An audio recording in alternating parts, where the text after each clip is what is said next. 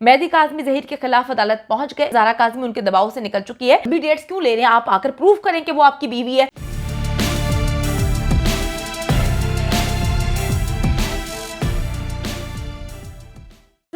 अस्सलाम वालेकुम जी, मैं हूं मारिया अली, आप देख रहे हैं मेरा चैनल। ज़ारा काज़मी के मुल्ज़िमान को मंतकी अंजाम तक पहुंचाऊंगा। मेहदी अली काज़मी पुरअज़्म है। बेटी घर वापस आ गई है, लेकिन मैं पीछे किसी कीमत पर नहीं हटूंगा। ये पाकिस्तान की बाकी बेटियों का सवाल है। मेहदी काज़मी ज़हीर के खिलाफ अदालत पहुंच गए। जो लोग बकवास कर रहे थे कि मेहदी अली काज़मी बेटी के घर आने के बाद जो है वो इस केस को फॉलो नहीं करेंगे, पीछे हट जाएंगे और कहेंगे कि हम सारे केसेस वापस लेने लगे हैं, उनके मुंह पे जन्नाटेदार थप्पड़। ज़हीर किसी सूरत ज़ारा काज़मी से नहीं मिल सकता। सिंध हाई कोर्ट का भी बड़ा फैसला सामने आ चुका है। उनका बोर्ड डिस्चार्ज हो गया। वो बोर्ड जो इस केस को देख रहा था, बड़े ही मजे की बात है कि वो नहूसत इस हद तक छा चुकी है अब इनके लिए, इनके हर काम में। वो कहते हैं ना कि किसी के साथ बुरा करेंगे तो अंजाम बुरा होगा। ज़हीर कराची से फरार 19 जनवरी को अदालत में कौन पेश होगा, आज की वीडियो पे इस पर बात करेंगे जी। मेहदी काज़मी की बेटी घर वापस आ जाएगी। जैसे ही घर वापस आएगी वो सारे यूट्यूबर्स को ब्लॉक कर देंगे, उनके बातों का जवाब देना बंद कर देंगे, मुल्जिमान के साथ पैचअप कर लेंगे, केस वापस ले लेंगे, अदालतों में नजर नहीं आएंगे। ये है वो कहानियां जो बहुत अरसे से सुनने को मिल रही हैं। ये बातें करने वाले अब चीखे मार मार कर रो रहे हैं, दीवारों के साथ टक्करें मारी जा रही हैं और घर में बुरा हाल है। कहते फिनाइल की गोलियां कहाँ पर हैं, हमने इस्तेमाल करनी है। चूहे मार गोलियां कहाँ पर हैं। इतनी दीवारों से टक्कर मारी गई कि दीवारें जो हैं उसमें दरारें पड़ चुकी हैं। यही नहीं बल्कि शब्बीर, नूर मुनीर, निका खां और गवाह असगर अली के बाद ज़हीर भी इस वक्त कराची से गायब हो चुका है, जिसके लिए बार बार कहानी सुनाई जा रही है ज़हीरा तो कराची में ही मौजूद है, वो वहीं पर रहेगा, वो वहीं पर तालीम हासिल करेगा। जनाब कौन सी तालीम? इतने अरसे से तो वो तालीम हासिल नहीं कर रहा। जो आपका होनहार फ्यूचर का डॉक्टर था वो बेचारा तो बड़ी मुश्किल से पास होता है। तो जिसने इतने अरसे नहीं पढ़ाई की वो तो गलत कामों में लग गया। उसने अब पढ़ाई कराची में रहकर क्या करनी है? 6 जनवरी की तारीख साज बेइज्जती के बाद जो है ज़हीर हिम्मत हार चुका है। बहुत अरसे से ज़हीर हिम्मत हार गया था और वो बोल रहा था कि मुझसे नहीं जाया जा रहा अदालत में, बोल रहा था कि मैं तुम लोगों को एक्सपोज कर दूंगा अगर मुझे पकड़ा गया, मेरे से सवाल पूछे गए। वो किसी भी जो है सूरत में अकेला अब नहीं खड़ा होना चाह रहा था। बड़े अरसे से आपको बता रहे थे हम, वो अब किसी को मुंह दिखाने के काबिल नहीं रहा। वैसे मुंह तो वो पहले ही छुपाकर मास्क के पीछे आया करता था, क्योंकि उसने जो काम किया था और जो वो काम कर रहा था उसके बाद मुंह छुपाना तो बनता ही है। लेकिन लोगों को, आवाम को गुमराह करने के लिए जो है शेरवानी ड्रामा करने के बाद अब ज़हीर जो है वो जिंदा लाश की बजाय अब मुर्दा लाश बन चुका है। आखिरी खबरें आने तक ज़हीर का कराची में नामो निशान नहीं है। बार बार कहानी सुना रहे हैं, अपने दिल को तसल्ली दे रहे हैं कि नहीं नहीं वो तो उधर ही रहेगा, उसकी बीवी वहां पर है, पढ़ाई करेगा, वहीं पर सारे केसेस फेस करेगा, सबको वहीं पर सबकी मंजी ठोकेगा, सब पर केसेस करेगा, वो ये करेगा, वो करेगा। बड़ी कहानियां सुनाई जा रही हैं। मैं कहती हूँ कहानियां सुनाने में तो कोई प्रॉब्लम नहीं होती, वो तो कोई भी सुना देता है।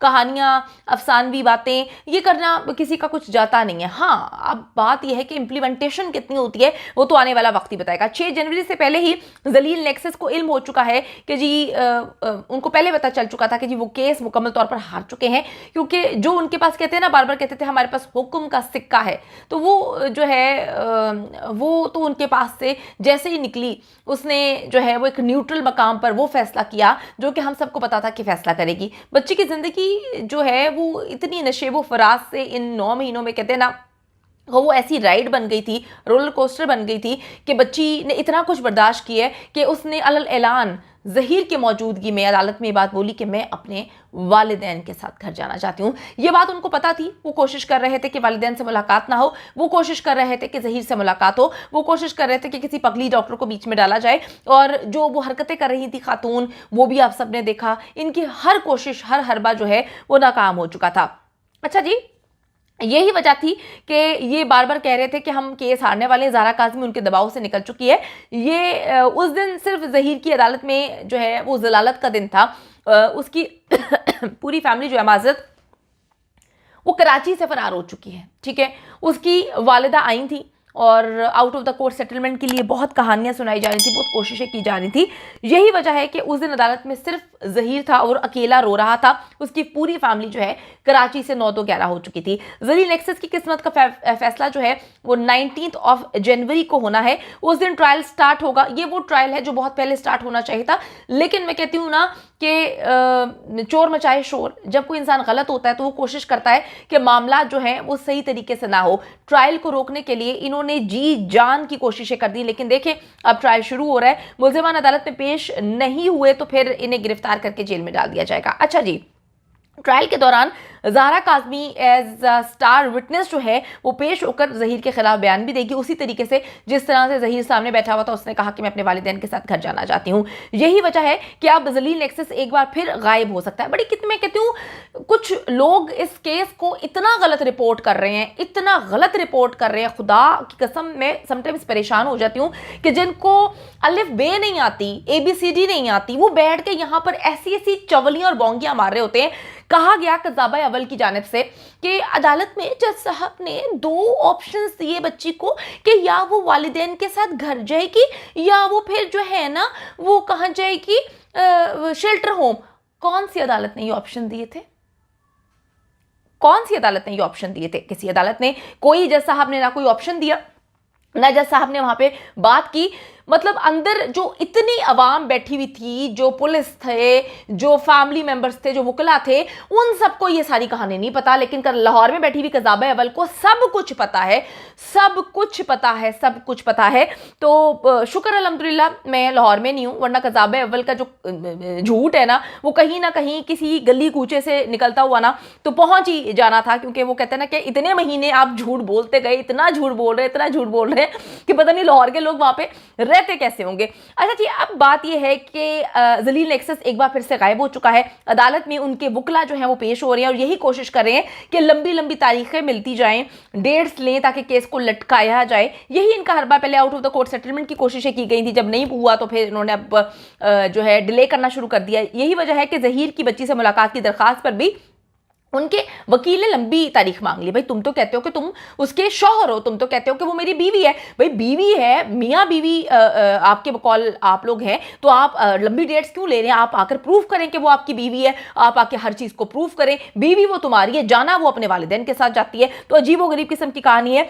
आज इनका जो दरखास्त सुनने वाला बोर्ड है वो ही डिस्चार्ज हो गया। वो कहते हैं ना इतनी नहुसत छाई हुई है इनके साथ कि मुझे समझ नहीं आती कि मैं हंसूं या इनके गमों पर जो है वो अफसोस करती हुई नजर आऊं। ज़हीर बुरी तरह से इस वक्त फंस चुका है। 16 अप्रैल को उसकी लोकेशन कराची की निकल आई है। बच्ची भी उसके खिलाफ बयान जो है वो देने के लिए तैयार है। मेहदी काज़मी हर हियरिंग पर अदालत में मौजूद होते हैं, दंदनाते फिरते हैं। वो कहते हैं कि अब मैंने इनको सजाएं देनी है। वो जो कहानियां सुनाते थे, बकवास करते थे कि जी वो out of the court settlement, हाँ, फिर वो कहते थे कि वो जो है वो केस वापस ले लेंगे। अब मेहदी काज़मी अदालत में नजर नहीं आएंगे। उनके मुंह पर जन्नाटेदार थप्पड़ पड़ चुका है।